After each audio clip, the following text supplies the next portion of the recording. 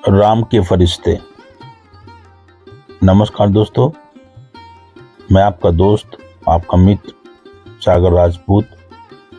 दोस्तों, आज मैं लेकर आया हूं आपके लिए एक ऐसा किस्सा, एक ऐसी कहानी जिसे सुनकर आप भावुक हुए बिना नहीं रह सकते। दोस्तों, आपने हमेशा देखा होगा, सुना होगा कि कोई भी इंसान जब कोई काम शुरू करता है तो सबसे पहले भगवान जी की पूजा करता है, उनसे हाथ जोड़ता है और भगवान उसका काम चलाते भी हैं। लेकिन वहीं पर ये एक ऐसे गरीब फल वाले की कहानी है जिसने काम तो शुरू किया लेकिन एक भी दिन दुकान पर नहीं बैठा। बस दुकान को हर रोज राम नाम पर छोड़कर चला जाता था और श्री राम उसकी दुकान को चलाते भी थे। इसीलिए कहते हैं, राम से बड़ा राम का नाम। अब आप सोचेंगे वो कैसे? तो पहले ये कहानी सुनिए, फिर समझ आ जाएगा। आइए चलते हैं कहानी की तरफ। एक छोटा सा बोर्ड रेहड़ी की छत पर लटक रहा था। उस पर मोटे मोटे अक्षरों में लिखा हुआ था, घर में कोई नहीं है, मेरी बूढ़ी माँ बीमार है, मुझे थोड़ी थोड़ी देर में उन्हें खाना, दवा और टॉयलेट कराने के लिए घर जाना पड़ता है। अगर आपको जल्दी है तो अपनी मर्जी से फल तोल लें और पैसे कोने पर गत्ते के नीचे रख दें। साथ ही रेट भी लिखे हुए हैं। और अगर आपके पास पैसे नहीं हैं तो मेरी तरफ से ले जाना, इजाजत है। मैंने इधर उधर देखा, पास पड़े तराजू में 2 किलो सेब तोले, दर्जन भर केले लिए, बैग में डाले, प्राइस लिस्ट में कीमत देखी, पैसे निकालकर गत्ते को उठाया। वहां 100, 50 और 10-10 के नोट पड़े हुए थे। मैंने भी पैसे उसमें रखे, उसे ढक दिया। बैग उठाया और अपने फ्लैट पर आ गया। रात को खाना खाने के बाद मैं और भाई उधर निकले तो देखा एक कमजोर सा आदमी, दाढ़ी आधी काली आधी सफेद, मैले से कुर्ते पजामे में रेडी को धक्का लगाकर बस जाने ही वाला था।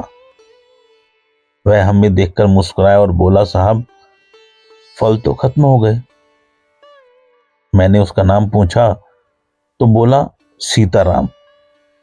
फिर हम सामने वाले ढाबे पर बैठ गए। चाय आई। कहने लगा कि पिछले 3 साल से मेरी माता बिस्तर पर है, कुछ पागल सी भी हो गई है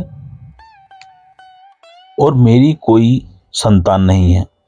बीवी मर गई है, सिर्फ मैं हूं और मेरी माँ की देखभाल करने वाला कोई नहीं है, इसलिए मुझे हर वक्त माँ का ख्याल रखना पड़ता है। एक दिन मैंने माँ का पांव दबाते हुए बड़ी नरमी से कहा, माँ तेरी सेवा करने का तो बड़ा जी चाहता है, पर जेब खाली है और तू मुझे कमरे से बाहर निकलने नहीं देती। कहती है तू जाता है तो जी घबराने लगता है। तू ही बता मैं क्या करूं? अब क्या गले से खाना उतरेगा? ना मेरे पास कोई जमा पूंजी है।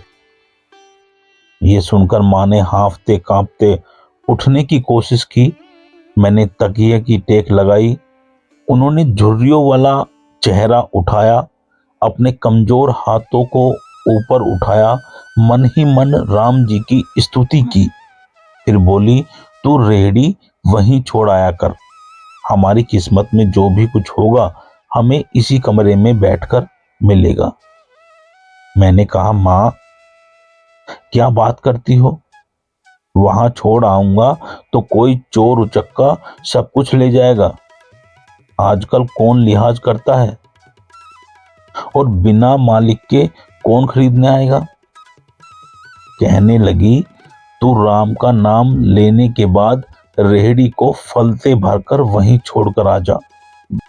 बस ज्यादा बकबक मत कर। शाम को खाली रेहड़ी ले आया कर। अगर तेरा एक भी रुपया गया तो मुझे बोलियो। 2.5 साल हो गए भाई। सुबह रेहड़ी लगा आता हूँ, शाम को ले जाता हूँ। लोग पैसे रख जाते हैं, फल ले जाते हैं। एक धेला भी ऊपर नीचे नहीं होता, बल्कि कुछ तो ज्यादा भी रख जाते हैं। कभी कोई माँ के लिए फूल रख जाता है, कभी कोई और चीज।